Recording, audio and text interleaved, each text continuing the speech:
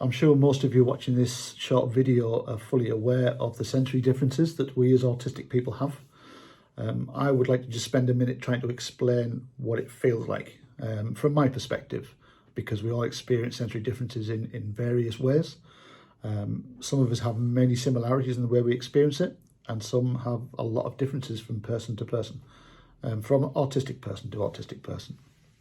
A lot of people have problems with touch, which fortunately I don't have a massive amount of problem with, but I do have a lot of difficulties with visual differences and also with sound to some degree, in the sense that I do have a big difference in the way that I hear and interpret sound compared to non-autistic people, but it doesn't have a huge impact on me because I can cope with it. The biggest sensory differences that I struggle with are definitely visual ones. So I'll try and give you a brief idea of what it's like for me, because I'm sure you've heard about it, you've read about it, you've watched your children, partners, colleagues, staff, whoever it may be, you've watched them or heard them discuss it, but you can't really fully grasp it until somebody explains to you what it feels like for them in particular. So with me, with visual disturbances, it's usually with lighting, it's usually artificial lighting. I can't tell you what type of lighting works for me and what doesn't, I just know instantly. So if I walk into a building, I will know immediately if I'm going to be affected by the lights. Sometimes it's so severe that when I walk through a door, it's literally like walking into a brick wall and I have to leave straight away. Other times I'm aware of it, and I kind of wait to see how bad it's going to get, and sometimes it gradually gets worse, sometimes it gets worse extremely quickly, and I have to very quickly leave wherever it is I am. So the lighting, the way it affects me, it's a few different ways.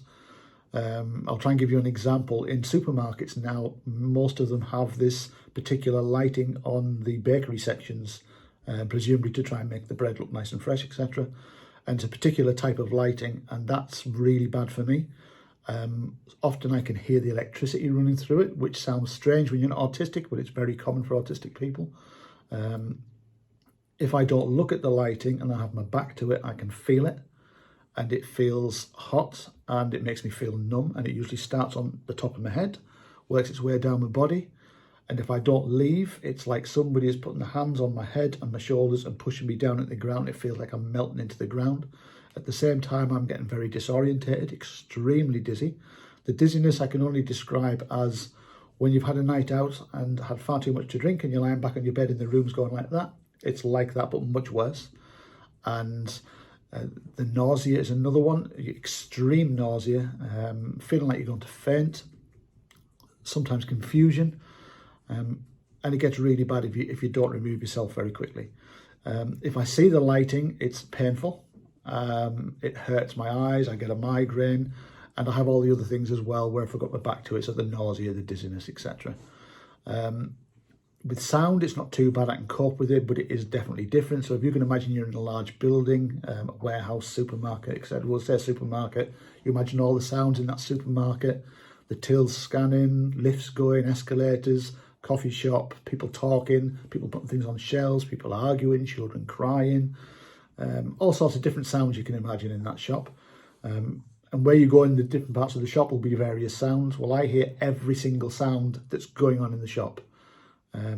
My brain doesn't filter distance, so I hear everything. The only thing is it's all turned up to maximum. So you can imagine the effect that has on your senses. So you will often see autistic children, and outwardly some people might think the child's having a tantrum because they're getting very upset and they may be crying out, or they may be begging to be taken home. Anything like that could well be an autistic child reacting to sensory input. Fortunately, as adults, we can remove ourselves. It's easier to explain if we're verbal. But that's how I experience it anyway, on a daily basis. There's so much more I could talk about, but that's kind of gives you a quick glimpse into what it's like for me with sensory differences.